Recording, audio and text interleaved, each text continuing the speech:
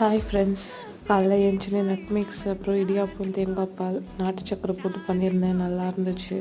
ஆஃப்டர்நூனுக்கு மோர் குடித்தேன். மோர் நமக்கு உடம்பு இலக்கி ஹெல்ப்ஃபுல்லாக இருக்கும், நல்லது.